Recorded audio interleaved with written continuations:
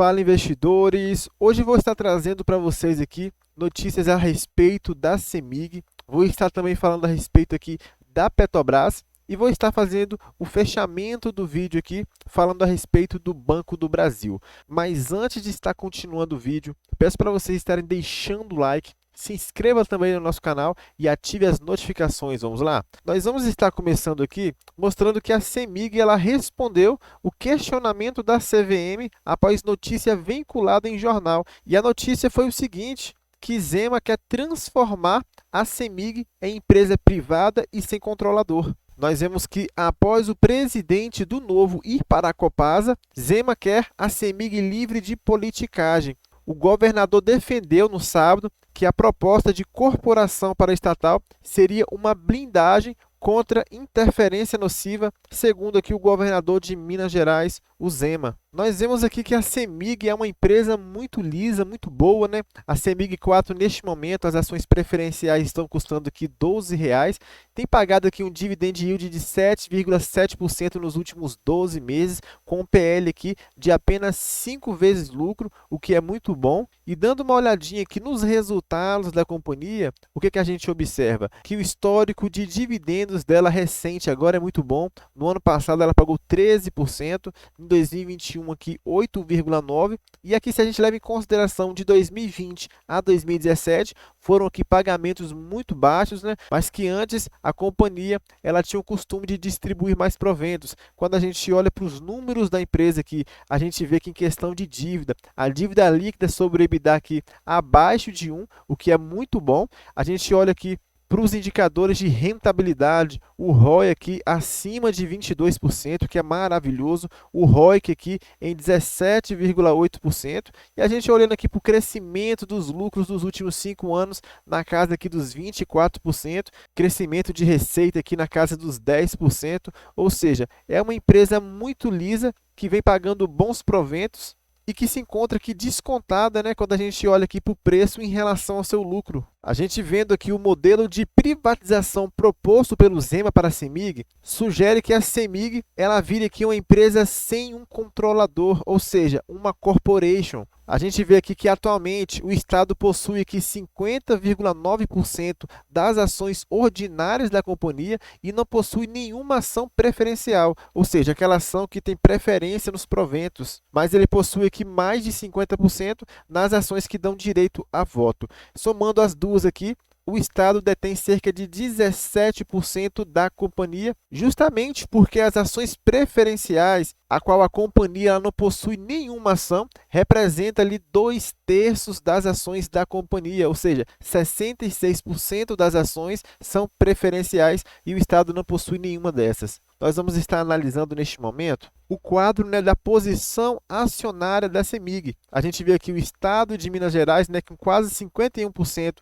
das ações ordinárias, totalizando aqui 17% das ações totais. Em segundo lugar, aqui com 16%, a FIA Dinâmica Energia e BNDES com 3,7% aqui, né, não possuindo nenhuma ação preferencial, e a BlackRock, que é a maior gestora de ativos do mundo, possuindo quase 15% aqui das ações preferenciais e 0% das ações ordinárias. Ou seja, ela não está aqui focada em questão de voto, ela só quer participar, né, dos resultados da companhia. E aqui a gente tem outros, né, 53%, que são as ações que estão listadas na bolsa, tá, galera? E aqui neste momento nós vamos entender agora o modelo de corporação da CEMIG. Atualmente, né, a CEMIG possui aqui 2 tipos de ações, que 1/3 delas são ações ordinárias com direito a voto e 2/3 são ações preferenciais sem direito a voto, mas com preferência no recebimento de proventos. A gente vê que a proposta do governo aqui é que 100% das ações da CEMIG passem a ser ordinárias, ou seja, não vai ter mais ordinárias e preferenciais e apenas a com final 3, e que o Estado fique aqui com 17,04% delas, que é o valor total que o Estado já possui neste momento. A ideia é que sejam estabelecidas aqui travas societárias para impedir que outro acionista tenha mais direito a voto e que Minas Gerais tenha o poder de veto. Ou seja, é algo muito similar ao que ocorreu ali na Eletrobras. Nós vemos aqui o governo ele mantendo exatamente a mesma porcentagem que ele já possui da companhia. E eu achei muito interessante a proposta porque blinda a companhia, né, para que ela não seja usada ali politicamente. E por outro lado também blinda ali o setor privado, né, para que ninguém tenha mais direito a voto do que o Estado de Minas Gerais. E, ao mesmo tempo, o Estado de Minas Gerais tem o poder de veto. Caso alguma proposta possa parecer ruim para o Estado, ela tem o poder de estar vetando, o que é uma proposta realmente muito interessante, o que deve destravar muito valor para a companhia. Se a gente levar em consideração, por exemplo, a Copel, o gráfico da Copel aqui, esse aqui é um gráfico mensal, tá, galera? A gente vê aqui um salto muito grande, é uma empresa que passou por uma privatização recentemente, e houve um destravo de valor muito grande na companhia, e é algo que pode acontecer aqui também com a CEMIG. Como eu já mostrei para vocês aqui, é uma empresa que tem números muito bons, é uma empresa sólida, que ela atua na área de geração, transmissão, distribuição e comercialização de energia elétrica, e ainda na distribuição de gás ali no estado de Minas Gerais, sem levar em consideração esse movimento ESG que está acontecendo, né? E a CEMIG é a empresa de energia mais sustentável das Américas. A gente vê que a companhia mineira é a 19ª do mundo, segundo o novo ranking. Ou seja, nesse movimento ESG, onde todas as empresas estão procurando ali se descarbonizar, né, ser mais sustentáveis, ela é considerada a companhia mais sustentável aqui dentro das Américas. E se realmente essa privatização vier a ocorrer, vai ter um destrave muito grande aí na cotação da empresa. É claro que nós não podemos apenas comprar a empresa pensando, né, nessa privatização. Nós temos que ter a noção dos números atuais da companhia, das perspectivas dos resultados da companhia, quanto ela está pagando de provento, o quão barata ela está, então ver se realmente vale a pena estar colocando ela na carteira aos preços atuais. Então, se nós chegarmos à conclusão que ela está barata, que vale a pena, a questão da privatização é apenas ali um plus que vai rentabilizar-nos ainda mais caso venha acontecer. Mas caso não venha acontecer, a gente venha ficar tranquilos com o investimento. Só deixando claro aqui que as ações preferenciais, tá, galera? As com finais 4, que são ali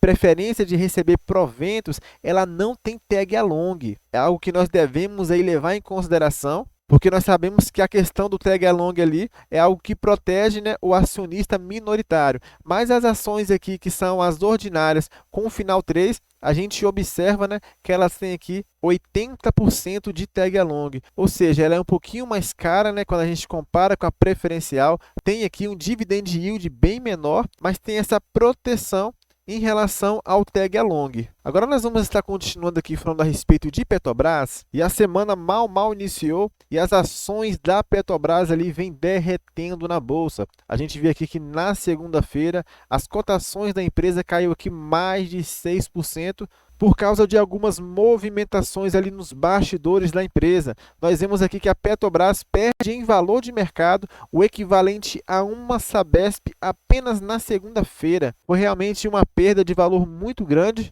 E a gente vai estar entendendo aqui neste momento. Nós vemos aqui que houve uma votação com 11 membros do Conselho de Administração da Petrobras, que representam ali os acionistas minoritários, onde 4 ali destes conselheiros votaram contra a proposta de mudança do Estatuto Social, que visa reduzir o pagamento total de dividendos e alterar a forma de nomeação da alta administração do Conselho Fiscal da companhia. Ou seja, o mercado considerou que a mudança ela pode reduzir substancialmente o potencial para os futuros pagamentos de dividendos extraordinários e ainda abrir brechas para futuras indicações políticas dentro da companhia. Então, o mercado ele bateu muito na cotação da empresa e por isso esse derretimento, onde na terça-feira aqui a gente vê que houve uma leve alta na companhia de 1,4%, mas que acende um sinal amarelo na companhia. E a gente vê que depois dessa queda, o CFO da companhia, né, veio a público aqui afirmando que a reserva de recursos da Petrobras só poderá ser usada para dividendos, tentando aí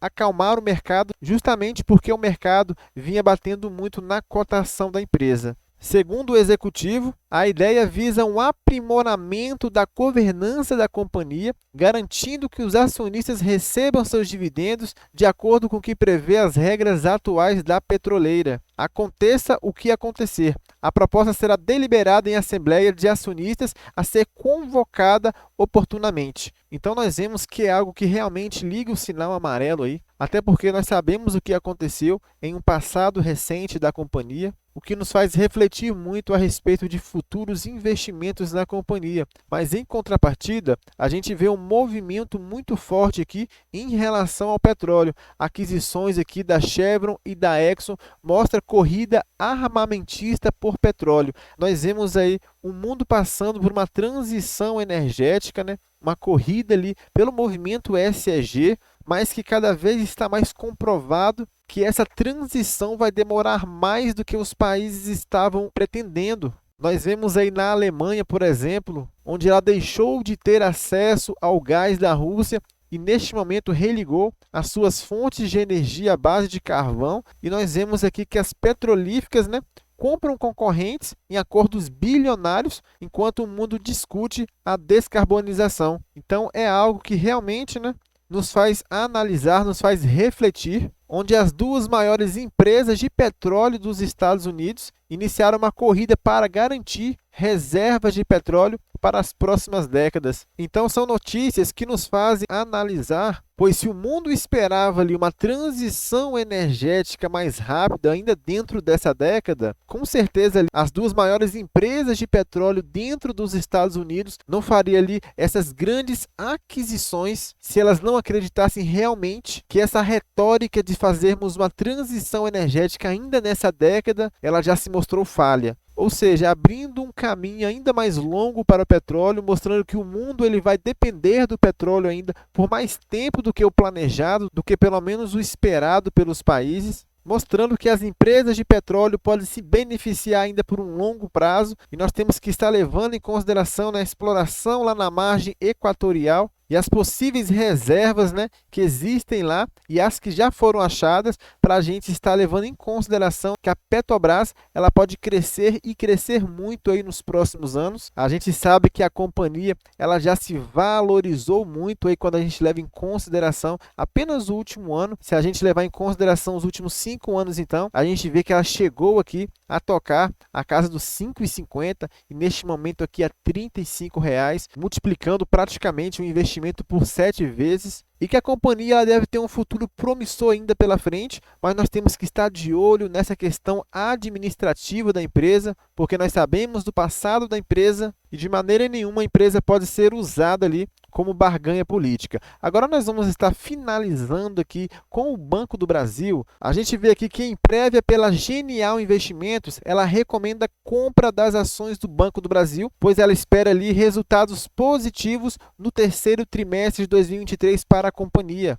Eles reforçaram aqui, esperamos mais um trimestre positivo para o banco, novamente podendo apresentar o maior lucro do setor, afirmou aqui a Genial em um relatório publicado na segunda-feira. Mas neste mesmo relatório, eles afirmaram aqui que para 2024 foi colocado que é esperada uma desaceleração nos resultados após um registro de forte crescimento neste ano de 2023. Então é um caso para a gente estar acompanhando um pouquinho mais de perto. A gente vê que os múltiplos da companhia são realmente sensacionais. É esperado aí dividendos na casa dos 10% aí para o próximo ano. Mas uma coisa que nós temos que analisar é o seguinte, com resultados recordes vindo trimestre após trimestre, a cotação chegou aqui apenas a R$ 49,00, com muitas casas de análise aí fazendo uma projeção que ela pudesse chegar até os 61, como eu já trouxe aqui no canal aqui algumas semanas atrás. Se a gente entra em um 2024 onde os resultados eles são bons, mas não tão bons quanto em 2023, será que realmente a ação ela teria aqui um potencial de upside além dos preços atuais que a companhia já alcançou? É uma reflexão que a gente deve fazer como investidor, né? Porque nós queremos aplicar o nosso capital em uma empresa que venha remunerar bem o nosso capital com proventos e que haja também ali uma boa expectativa aqui na valorização da cotação. Pelo menos é isso que eu imagino e é isso que eu procuro quando eu faço os meus investimentos. Então, galera, esse é o vídeo que eu trouxe para vocês hoje. Se vocês gostaram aí, deixe o like, que ajuda muito o nosso canal. Se inscreva nele também. Eu fico por aqui, até a próxima. Fui!